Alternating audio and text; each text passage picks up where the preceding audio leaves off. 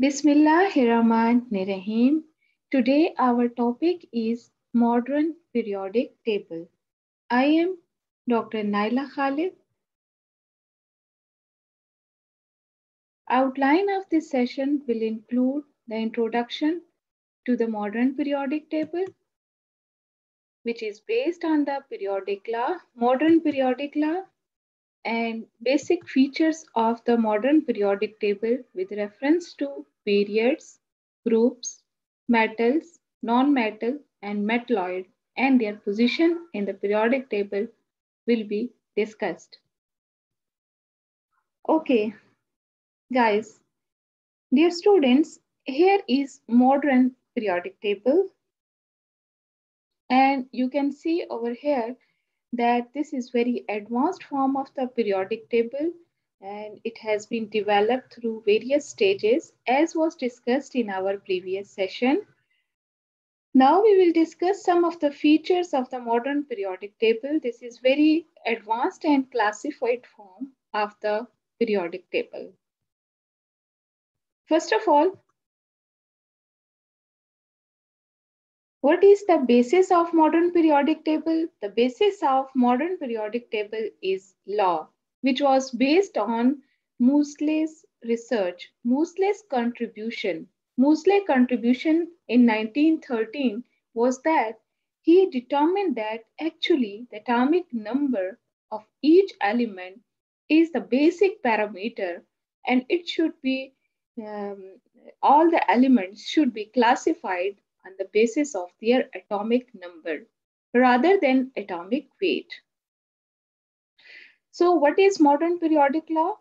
It shows that the properties of the elements vary periodically with their atomic number. So, it means that the properties of elements are repeated after equal interval where if the elements are arranged on basis of their atomic number. So in 1914, he has also predicted three unknown elements between aluminum and gold and make it basis that actually the atomic number, which is the correct parameter for the classification rather than atomic weight. As you know, atomic number As you know, atomic number is the number of electrons or number of protons in an element. So it should be the basic parameter for the classification of the elements. And then comes the discovery of transuranic elements. Transuranic elements were discovered by Seaborg in 1940. He has synthesized elements of the uranium whose atomic number is 92, and some part of the actinoid series, some of the elements from the actinoid series have also been discovered by Seaborg. Here is the list of the elements which were discovered in from 1940 to 1974. So these are the plutonium, americium, curium, and up to seaborgium. So these were also discovered, and it was difficult to classify on the basis of their atomic weight. So there were certain difficulties. So when these elements were arranged on the basis of their atomic number, then it shows that it is the good and best rather than you can say best classification. So we can conclude modern periodic law. The periodic properties of the elements are the periodic function of their atomic number. So this is the modern periodic law. Now, what are the different features of the modern periodic table? It has various advantages and very good classification as you will see in next slides. For example, it shows different blocks, 4 blocks. There are 4 blocks in the modern periodic table known as S, P, D, and F. And in modern periodic table, Chemical elements are arranged according to their atomic numbers, and their configuration of electrons and chemical properties can also be mentioned. This is the this is the advantage of the modern periodic table. Metallic elements are located on the left hand side, whereas non-metallic elements are located on the right hand side. It is based on modern periodic law. According to this law, as you know that the periodic function of their properties is atomic number. So here is the modern periodic table. You can see over here these two columns. These are known as from S block. This is known as S block, and from scandium, this one, this boundary. So and this boundary, all these elements are from D block, and these elements are from P block, and the two rows at the bottom of the periodic table, these are known as F block elements.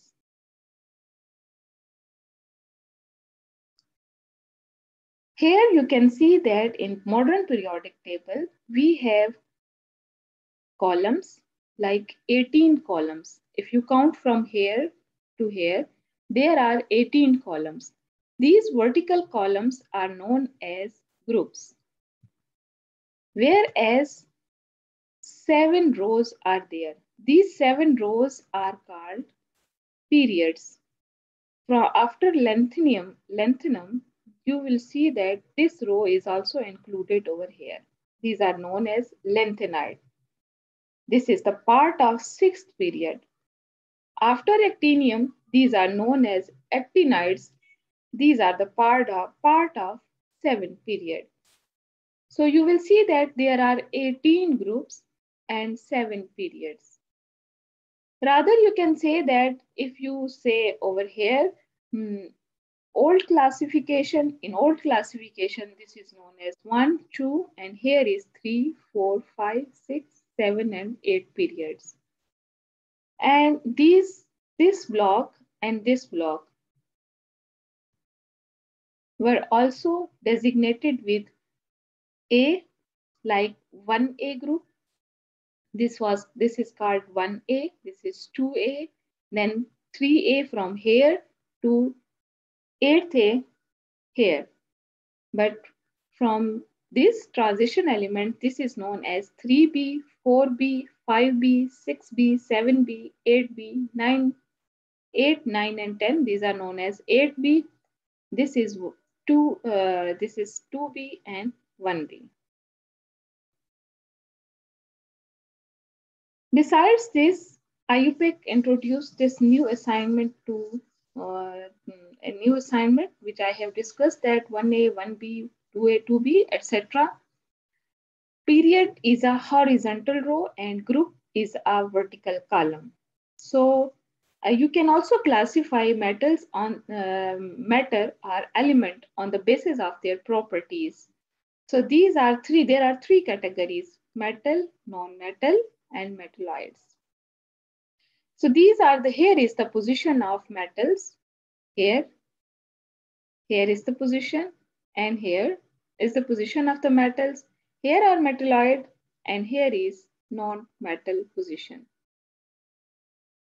Metals. As you have seen in your daily life, metals are always solids at room temperature. So these are conductors of heat and electricity, very good conductors. Examples are copper. You can use copper wires. And all these are the examples: iron, aluminum, wrought iron, steel, carbon steel, alloy steel, titanium. All these are the metals. The metals have characteristic that they can be um, shaped into wire. If you uh, shape it like a wire, it means that it is ductile. If you can force it with hammer, it can be converted into um, sheets, and this property is known as malleability. So it means metals are ductile and malleable. You can prepare wires from the metals, you can prepare sheets from the metals. and these have very good luster. Brightness is evident from these examples too. Chemical properties of the metals are very basic, that they have capacity to donate electron because their electrons in outermost shell is loosely bound. So it can be easily lost. Here is the position of metals. Red color, metals. All these are the metals. Non-metals are totally opposite to the metals. These are brittle, dull, and insulator. They are poor conductor of heat and electricity. Soft and crumble non-metals are also there. They have capacity to donate electron and form a negative charge because there is almost completely filled electron valence shell with a only capacity of one electron. So one or two or three electrons, so it can be easily gained and negative ion is formed. Here is the position of the non-metals. You can see over here, blue colored. Here is also blue colored non-metal.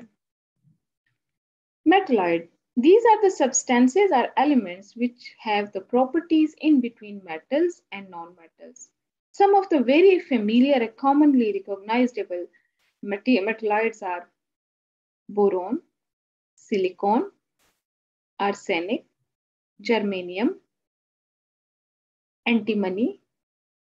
The symbol is Sb from strontium and tellurium. These are the six recognizable and commonly found metalloids. There are less frequently metalloids also, which are carbon, aluminum, selenium, and astatine, and polonium. All these are the frequently termed as metalloid, less frequently. They have metallic luster. Like metals, they have luster, but like non-metals, they are brittle in nature. Means they are not ductile, not malleable. Examples are there: boron, silicon, antimony, germanium.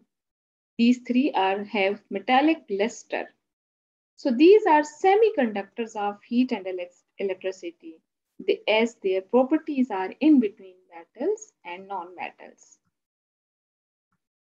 Summary of the major points we have discussed in this session: features of some modern periodic table.